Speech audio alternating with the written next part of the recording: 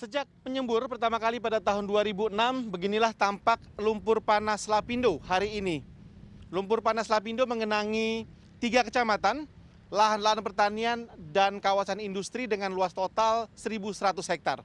Hari ini, lumpur ini sudah mengering, bisa dilewati dengan berjalan kaki, atau bahkan beberapa tukang ojek menawarkan jasanya untuk berkeliling di area sini dengan melewati lintasan lumpur ini menggunakan sepeda motor.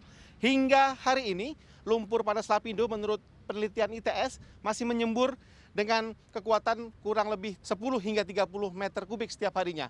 Nah, penelitian ITS pada tahun 2018 dan ESDM, Badan Geologi ESDM baru-baru ini juga menyebut mereka menemukan adanya kandungan potensi mineral berharga dan langka di dalam lumpur Lapindo ini.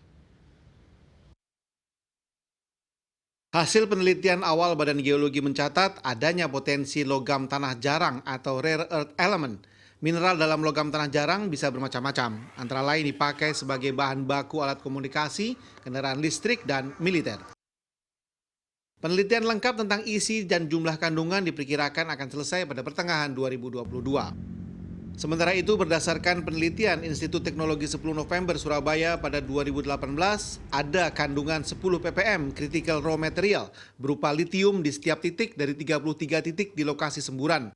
Selain itu ditemukan kandungan strontium dengan kadar 255 hingga 650,49 ppm.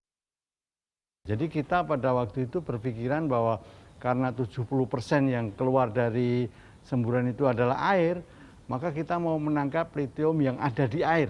Nah, jadi kita tangkap itu, kemudian kita menghasilkan sekitar 10 ppm.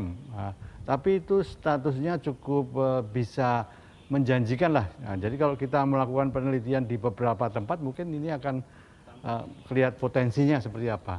Sedangkan yang dilakukan oleh Badan Geologi ESDM tadi, mereka mengambil dari tanahnya, dari lumpurnya sendiri. Dan memang hasilnya lebih besar ya, sampai ratusan seperti itu. Jadi memang ini menjadi menarik kalau ada jumlahnya yang sedemikian. Itu statusnya sudah bagus lah istilahnya untuk potensial lah.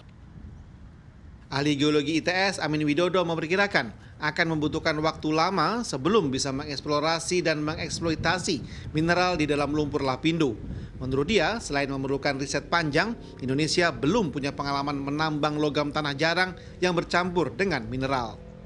Terkait dengan eksplorasi tadi ya, tadi melakukan studi detail, kemudian melihat potensinya, terus setelah itu melakukan eksplorasi. Jadi pemisahan tadi dari bahan tadi dipisahin, terus dari situ kalau mau diproduksi ya diproduksi dalam bentuk bahan. Jadi masih panjang sebetulnya.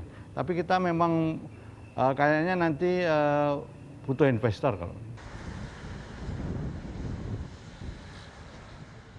Selain isu tentang kandungan mineral di dalam lumpur Lapindo, masih ada isu lain yang tetap butuh perhatian, yaitu 120 berkas tanah dan bangunan milik warga yang hingga saat ini 16 tahun usia lumpur panas Lapindo belum juga terselesaikan. Forum Komunikasi Korban Lumpur Sidoarjo mengatakan 120 tanah dan bangunan itu senilai 100 miliar rupiah. Rangga Umara, Andreas Wicaksono, Sidoarjo.